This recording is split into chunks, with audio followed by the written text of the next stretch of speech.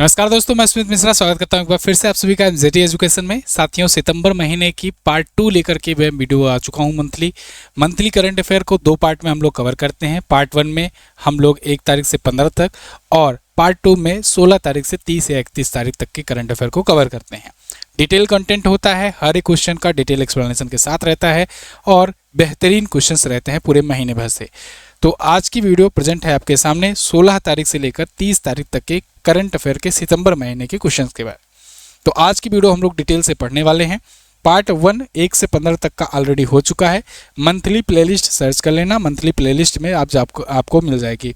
Playlist का link भी description में है या फिर आप प्लेलिस्ट वाले सेक्शन में जाकर चैनल पर देख सकते हो। मंथली करंट अफेयर 2025 के नाम से चैनल है, सभी महीने का आप रिवीजन कर सकते हो। इसकी पीडीएफ भी दी जाती है। पीडीएफ आपको एमजेटी ऐप पर भेज दी जाती है। तो एमजेटी ऐप पर आप फ्री पीडीएफ सेक्शन में पीडीएफ डाउनलोड कर सकते हो।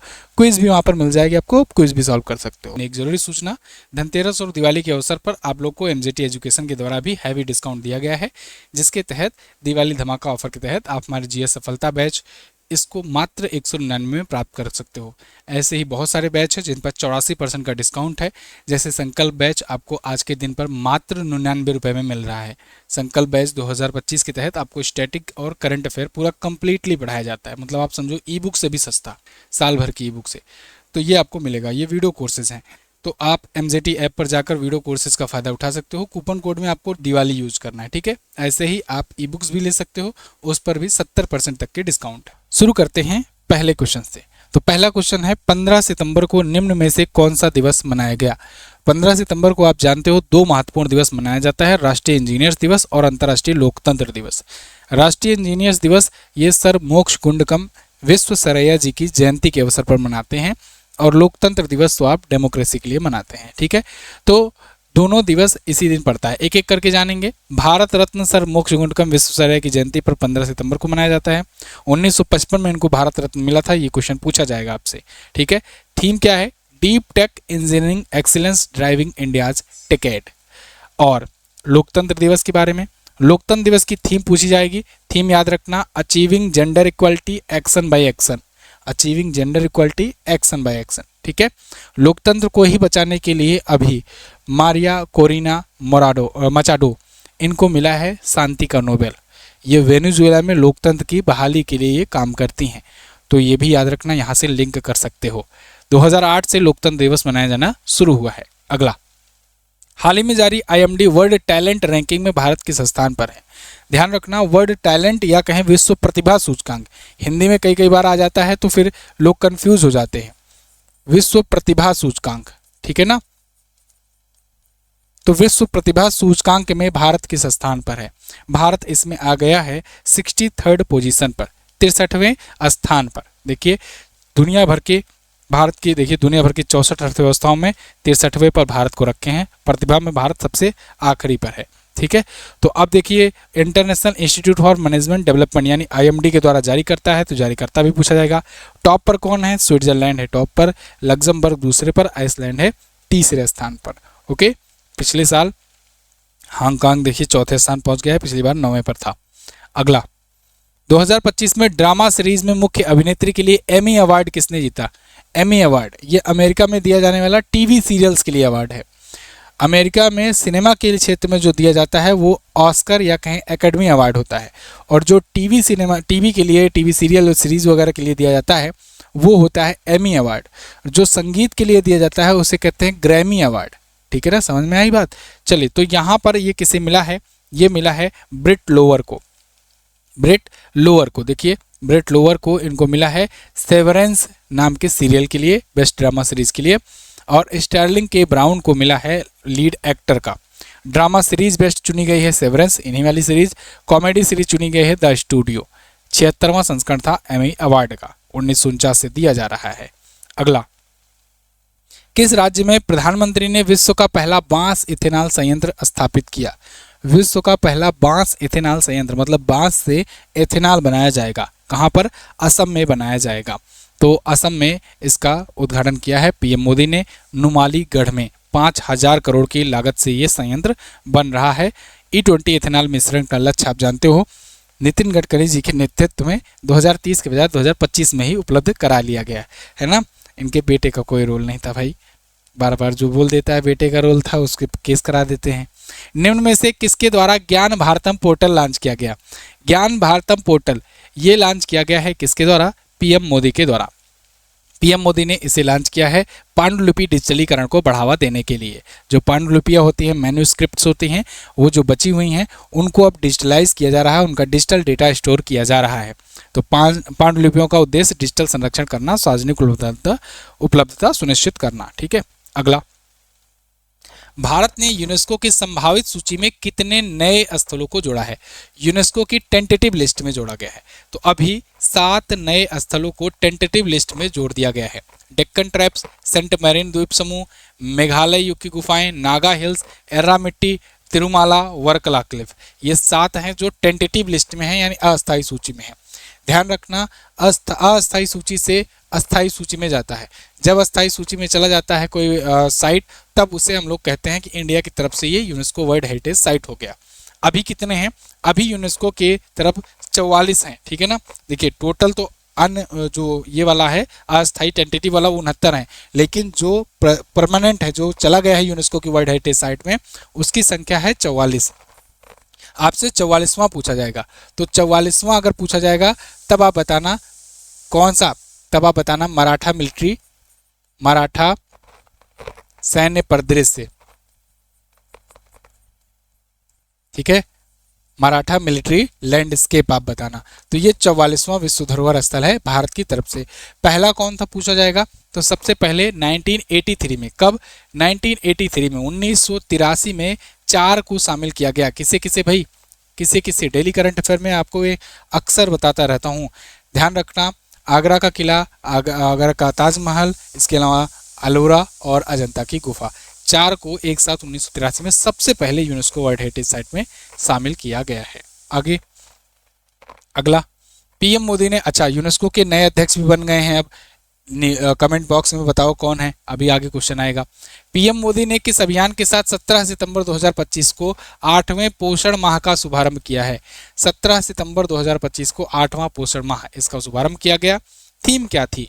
थीम क्या थी इस बार की? स्वस्थ नारी सशक्त परिवार। क्या थी? स्वस्थ नारी सशक्त परिवार। ये अभियान, ये थीम के साथ इस बार मनाया गया। पोषण माह कब होता है? तो पोषण माह हर साल 1 से 30 सितंबर तक मनाया जाता है। 1 से 30 सितंबर पोषण माह, 1 तारीख से 7 तारीख तक सितंबर महीने में पोषण सप्ताह मनाया जाता है। ठीक है, तो दोनों याद रखना। ठीक है जी, तो बाकी सब चीज़ आपको पता ही है। अगला, केंद्रीय गृह मंत्री अमित शाह जी ने कहां पर 5वें राजभाषा सम्मेलन का उद्घाटन किया? 5वां राजभाषा सम्मेलन गृह मंत्री के द्वारा इसका आयोजन किया गया है। कहां पर? गांधीनगर गुजरात में। गांधीनगर गुजरात में किया गया है। और इसी दौरान 2 प्रमुख प्लेटफॉर्म भी शुरू किए गए, सारथी प्लेटफॉर्म और हिंदी शब्द सिंधु कोश। अगला, सितंबर 2025 में महाराष्ट्र के नए राज्यपाल कौन बनाए गए? देखो, महाराष्ट्र के गवर्नर थे सीपी राधाकृष्णन। सीपी राधाकृष्णन जी अब बन गए हैं उपराष्ट्रपति, ये बन गए हैं 15वें उपराष्ट्रपति। तो अब महाराष्ट्र के राज्यपाल का पद खाली था, तो बगल वाले राज्य का दे दिया जाता है अतिरिक्त प्रभार। बगल में इसका है गुजरात राज्य। गुजरात के थे आचार्य देवव्रत, आचार्य देवव्रत को ही अतिरिक्त प्रभार दे दिया गया है अब महाराष्ट्र का भी। तो ये महाराष्ट्र के भी हैं राज्यपाल और गुजरात के ही राज्यपाल। ठीक है, दोनों का राज्यपाल काम देख रहे हैं। अनुच्छेद 153 के तहत नियुक्ति की गई है। निम्न में से कौन सा ब्रांड 579 करोड़ के सौदे के साथ टीम इंडिया का नया प्रायोजक बन गया है? साथियों, अभी पिछले महीने में मैंने आपको बताया था कि ड्रीम 11 को बैन कर दिया गया है, क्योंकि ये मनी बेस्ड एक गेमिंग कंपनी है। और भारत सरकार ने संसद में एक बिल ला करके जितने भी ऑनलाइन मनी रिलेटेड गेमिंग कंपनियां थीं उन सब पर रोक लगा दी। इसको देखते हुए यहाँ पर बीसीसीआई ने ड्रीम 11 से सौदा भी कैंसिल कर दिया। तो बीसीसीआई का ये जो सौदा कैंसिल हुआ है, तो उसके बाद फिर बीसीसीआई का बने टीम इंडिया का प्रायोजक कौन बने, क्योंकि वो प्रायोजक था ड्रीम 11। तो ड्रीम 11 की जगह पर अब प्रायोजक बन गया है अपोलो टायर्स। कौन बन गया है? अपोलो टायर्स बन गया है 579 करोड़ में। ठीक है, अपोलो टायर्स होगा ये टीम इंडिया का नया प्रायोजक होगा। 3 साल की अवधि के लिए बीसीसीआई से ये हुआ है डील। बीसीसीआई आप जानते हो, board of control for cricket in India. अगला, हाल ही में कहां पर 16वें संयुक्त कमांडर सम्मेलन सीसीसी का आयोजन किया गया? 16वें संयुक्त कमांडर सम्मेलन, इसका आयोजन अभी किया गया है कोलकाता, पश्चिम बंगाल में। कोलकाता पश्चिम बंगाल में। पीएम मोदी उद्घाटन करता रहे। यह संयुक्त कमांडर सम्मेलन था, मतलब तीनों सेनाओं के जो संयुक्त जो अधिकारी हैं, शीर्ष अधिकारी, वो सब यहाँ पर इकट्ठा हुए हैं। हर 2 साल में एक बार आयोजित किया गया। पहली बार 1953 में आयोजित किया गया था। तो सर्वोच्च रक्षा संवाद के रूप में ये जाना जाता है। अगला, सितंबर 2025 में संयुक्त सैन्य अभ्यास फ्रीडम एज कहां पर हुआ? फ्रीडम एज ये अभ्यास हुआ है अभी कहां पर? साउथ कोरिया में। इसमें जापान, अमेरिका और साउथ कोरिया शामिल हुए और फ्रीडम एज दक्षिण कोरिया के जेजू द्वीप के पास आयोजित किया गया है। साउथ कोरिया, जापान और अमेरिका ये आगे हुए हैं चाइना के आधिपत्य को कम करने के लिए, उसको काउंटर करने के लिए अभ्यास किए हैं। भारतीय वायुसेना ने हाल ही में कितने राफेल लड़ाकू विमान की खरीद के प्रस्ताव को रखा है? वायुसेना ने सरकार से कहा है कि हमको चाहिए अभी 114 और राफेल। 114 और राफेल जो विमान होंगे ये किससे लिए जाएंगे? फ्रांस से लिए जाएंगे। फ्रांस से लिए जाएंगे। फ्रांस की कंपनी है डसाल्ट एविएशन, वो बनाती है। डसाल्ट एविएशन इसको बनाती है, ये बात याद रखना, पूछा जाएगा क्वेश्चन। तो डसाल्ट एविएशन की कंपनी से 114 और राफेल लिए जाएंगे। अब तक कितने हैं? अब तक आप जानते हो 36 तो एक बार हम लोगों ने लिया था, 2016 में डील करी थी हम लोगों ने 36 राफेल की। फिर उसके बाद 26 मरीन राफेल की 2024 में डील हुई। ये नौसेना के लिए था मरीन राफेल, ठीक है ना। और अब इसके बाद 114 और की बात हो रही है, यानी कि अब टोटल हो जाएंगे भारत के जखीरे में 176 राफेल, ठीक है ना, अगर बाकी सभी राफेल सही सलामत हैं तो टोटल 176 अब हो जाएंगे वायुसेना के पास। खैर, इसके लिए 2 लाख करोड़ का ये सौदा करना पड़ेगा। हालांकि इसमें टाटा ग्रुप के सहयोग से डसाल्ट एविएशन भारत में आकर के मैक्सिमम बनाएंगे, ठीक है। तो इसका प्रोडक्शन इंडिया में होगा। पीएम मोदी ने कहां पर पीएम मित्र पार्क का उद्घाटन किया? पीएम मोदी ने अभी हाल ही में मध्य प्रदेश में, कहां पर? मध्य प्रदेश में, मध्य प्रदेश के धार जिले में पीएम मित्र पार्क का उद्घाटन किया है। पीएम मित्र का मतलब होता है प्रधानमंत्री mega integrated textile reason and apparel, ठीक है। तो ये वस्त्र उद्योग को पुनर्जीवित करने का एक काम होगा। ऐसे 7 देश भर में टेक्सटाइल पार्क बनाए जा रहे हैं। अगला, हाल ही में जारी वैश्विक नवाचार सूचकांक यानी ग्लोबल इनोवेशन रैंकिंग, इसमें भारत किस स्थान पर है? तो ग्लोबल इनोवेशन रैंकिंग में भारत आ गया है 38 पोजीशन पर, 38वें स्थान पर। पिछली बार भारत 39वें पर था, इस बार 38वें पर है।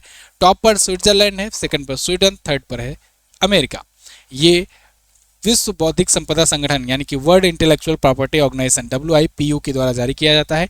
इसका जारीकर्ता पूछा जाएगा आपसे। ओके, अगला, किसके द्वारा लिखी गई पुस्तक डेमोग्राफी रिप्रेजेंटेशन डेलिमिटेशन का हाल ही में विमोचन किया गया? तो डेमोग्राफी रिप्रेजेंटेशन डेलिमिटेशन, इस पुस्तक को लिखा है अभी हाल ही में किसने? रवि के मिश्रा ने। रवि के मिश्रा की ये पुस्तक है। यहाँ तो अपनी पुस्तक आ गई। चलिए, तो अभी मिश्रा जी हैं। तो सितंबर 2025 की ये ई बुक है, जुलाई से सितंबर की ई बुक है। ये तो अपनी बुक है, इसको भी आप ले सकते हो इस ई बुक को, और ये ई बुक आपको MZT ऐप पर मिल जाएगी, ठीक है। और MZT ऐप का लिंक भी आपको डिस्क्रिप्शन में मिल जाएगा। खैर, इनकी पुस्तक पर आते हैं, रवि के मिश्रा की। तो इन्होंने परसीमन, लोकसभा में जो परसीमन होना है उस पर लेकर के ये बुक लिखी है।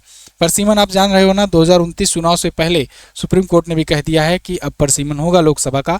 मतलब फिर से एक बार देखा जाएगा, एनालिसिस किया जाएगा परसीमन आयोग बैठा करके कि कहाँ पर कितनी जनसंख्या बढ़ गई है और किस हिसाब से वहाँ पर कितनी लोकसभा या राज्यसभा की सीटें अब नए सिरे से प्रेफर करी जानी है। अगला, हाल ही में दलीप ट्रॉफी 2025 का खिताब किसने जीत लिया? तो दलीप ट्रॉफी का खिताब जीत लिया है इस बार किसने? सेंट्रल जोन ने। सेंट्रल जोन ने इस बार का दलीप ट्रॉफी का खिताब जीत लिया है भाई। किसको हराकर? सेंट्रल जोन ने साउथ जोन को 6 विकेट से हराया और 7वीं बार ये खिताब जीत लिया है, ठीक है। विजेता टीम के कप्तान थे रजत पाटीदार। ये वही हैं भाई RCB वाले।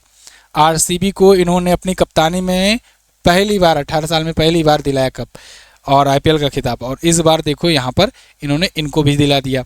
यश Rathore player of the match रहे। क्रिकेट से संबंधित एक घरेलू टूर्नामेंट है दलीप ट्रॉफी, है ना। ये देखिए कुछ और जो घरेलू ट्रॉफी हैं उनका आप रिवीजन कर लीजिए। आप किसी भी एग्जाम को देने जा रहे हैं, इसको आप पढ़ करके जाइएगा।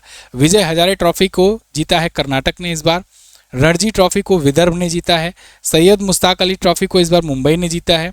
ईरानी कप को मुंबई ने जीता है और दलीप ट्रॉफी सेंट्रल जोन ने जीत लिया है, ठीक है ना। तो ये क्रिकेट टूर्नामेंट घरेलू हैं जो इंडिया में होते हैं, इंडिया के अंदर। और IPL मैंने आपको बताया RCB ने जीता है। अगला, किस राज्य सरकार ने अनाथ बच्चों के कल्याण के लिए अब्बू करंगल योजना शुरू की? अबू करंगल योजना, ये नाम से स्पष्ट है साउथ इंडिया का लैंग्वेज है ना। देखो ये आंसर की भी आपका आ गया है ना, पेपर लीक हो गया। तो तमिलनाडु जो है ये अबू करंगल योजना शुरू किया हुआ है, वहाँ के मुख्यमंत्री MK स्टालिन ने ये शुरू किया है। इसके तहत क्या करेंगे, 18 वर्ष की आयु या स्कूल पूरा करने तक जो अनाथ बच्चे होंगे उनको 2000 रुपये की मासिक वित्तीय सहायता वहाँ की सरकार को दी जाएगी। साथ ही साथ हायर एजुकेशन तक की पढ़ाई भी मुफ्त रहेगी। पाकिस्तान ने किस देश के साथ रक्षा समझौते पर हस्ताक्षर किया? ये बड़ी डील थी पाकिस्तान की, सऊदी अरब के साथ इसने समझौता किया है। सऊदी अरब के साथ डील हुई है। ये क्वेश्चन पेपर लीक हो रहा है ना गड़बड़ है, चलिए कोई बात नहीं। तो सऊदी अरब के साथ ये डील हुई है, रक्षा समझौते पर हस्ताक्षर हुआ है और इस समझौते के तहत कहा गया है कि सऊदी अरब पर अटैक पाकिस्तान पर अटैक माना जाएगा और पाकिस्तान पर अटैक सऊदी अरब का अटैक माना जाएगा।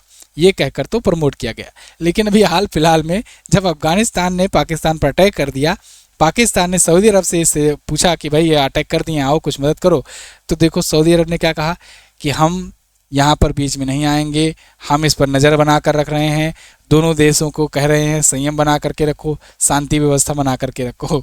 तो वहीं इस डील को तुरंत ही एक्सपोजर मिल गया, तुरंत ही ये डील एक्सपोज हो गई कि भाई देखो कि सऊदी अरब और ये पाकिस्तान की डील जो है एक प्रकार की सिक्योरिटी प्रोवाइड करने के लिए है।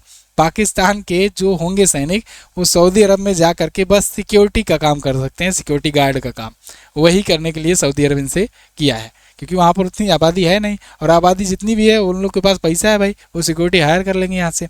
ICC T20 अंतर्राष्ट्रीय रैंकिंग में गेंदबाजी में शीर्ष पर किसने स्थान हासिल किया है? तो ICC T20 अंतर्राष्ट्रीय रैंकिंग में वरुण चक्रवर्ती ये है टॉप पर, और गेंदबाजी में इसके अलावा ये स्पिनर है, इसके अलावा बल्लेबाजी में भी अपना ये खिलाड़ी टॉप पर है अभिषेक शर्मा। अभिषेक शर्मा जो हैं ये टॉप पर हैं T20 बैटिंग रैंकिंग में इंटरनेशनल की, और बॉलिंग में नंबर 1 पर है वरुण चक्रवर्ती। वरुण चक्रवर्ती जसप्रीत बुमराह और रवि बिश्नोई के बाद ये टॉप पर पहुंचने वाले तीसरे भारतीय हैं। अगला, हाल ही में मिली जानकारी के अनुसार कौन सा AI रोबोट गगनयान की अनक्रूड टेस्ट फ्लाइट में शामिल किया जाएगा? AI रोबोट कौन सा होगा जो शामिल किया जाएगा? तो ये होगा व्योममित्र। व्योममित्र, इसके बारे में मैं आपको 2 साल पहले भी बता चुका हूँ। ये AI रोबोट है जो गगनयान पहला मानव मिशन है इसरो का, तो वहाँ पर भेजने से पहले, मनुष्यों को भेजने से पहले AI रोबोट को भेजा जाएगा। व्योममित्र जाएगा तो किस प्रकार से झटके लगते हैं, क्या क्या वहाँ पर वातावरण अनुकूलता रहती है कि नहीं रहती है, किस प्रकार से अपना ये यान काम कर रहा है कि नहीं कर रहा है, इसका एक प्रोटोटाइप टेस्ट हो जाएगा। उसके बाद फिर शुभांशु शुक्ला को भेजा जाएगा उनके और 2 दोस्तों के साथ, 2 साथियों के साथ, ठीक है ना। तो 3 लोगों का अपना मिशन गगनयान का होना है, लेकिन उससे पहले ये व्योमनाट्स भेजा जाएगा, व्योममित्र को भेजा जाएगा, जो कि क्या है, ह्यूमनाइड है, मतलब कि ह्यूमन की तरह दिखने वाला रोबोट है। अमेरिका ने चाबहार बंदरगाह पर लगे प्रतिबंध भारत के लिए छूट को हटाने का फैसला लिया है। ये पोर्ट किस देश में स्थित है? ये सभी जो क्वेश्चन जियोपॉलिटिक्स के क्वेश्चन है, आप बहुत सारे चैनल देखोगे वहाँ पर ऐसे विदेशी मामलों के क्वेश्चन को इग्नोर कर दिया जाता है, लेकिन आज के टाइम पर क्लियरली मेंशन होता है सिलेबस में आपके कि भारत, उनके पड़ोसी देश और दुनिया भर के अन्य देश से रिलेटेड जानकारियाँ भी पूछी जाएंगी, और वो पूछी जाती भी हैं। ये सब मैं आपको डिटेल से बताया हुआ हूँ डेली करंट अफेयर में भी, और डेडिकेटेड अलग अलग वीडियो भी बना करके एनालिसिस करके समझाया हूँ ट्रेंडिंग टॉपिक सेक्शन में। तो आप इन सब चीज़ों को इग्नोर मत किया करो, इंटरेस्ट लाओ करंट अफेयर में, जियोपॉलिटिक्स पर आप नज़र बना कर रखो, आपका इंटरेस्ट बढ़ेगा तो आपका करंट अफेयर पढ़ने में मन लगेगा, ठीक है ना। तो चलिए, तो अमेरिका ने चाबहार बंदरगाह पर लगे प्रतिबंध का वेवियर हटा लिया है, और इसके बाद ये पोर्ट किस देश में है? तो पूरा मैंने आपको समझाया था, पोर्ट है ईरान में। चाबहार बंदरगाह भारत डेवलप कर रहा था। अब चाबहार बंदरगाह का कहानी क्या है कि 2017 में जब ईरान पर अमेरिका ने सैंक्शन लगाया बहुत सारा कि ईरान से कोई तेल नहीं खरीदेगा, ईरान से कोई व्यापार नहीं करेगा वगैरह वगैरह, तो भारत ने कहा, भारत से अच्छे संबंध थे उस टाइम पर पिछली वाले टर्म सरकार में, तो भारत ने कहा भाई हम तो वहाँ अपना पोर्ट बना रहे हैं, अगर तुम बंद कर दोगे तो हम अफगानिस्तान में अपना ह्यूमैनिटेरियन असिस्टेंट पहुँचाना हो या अपना मिडिल ईस्ट में व्यापार करना हो कैसे करेंगे, इतना हमने खर्चा कर दिया। तो ट्रंप ने कहा चलो ठीक है, भारत के लिए वेवियर रहेगा, भारत के लिए उस टैक्स पर छूट रहेगी, वहाँ पर सैंक्शन पर छूट रहेगा। लेकिन ट्रंप के नए वाले कार्यकाल में, यानी कि अब ट्रंप से और इंडिया के रिलेशन बहुत गड़बड़ हो गए हैं।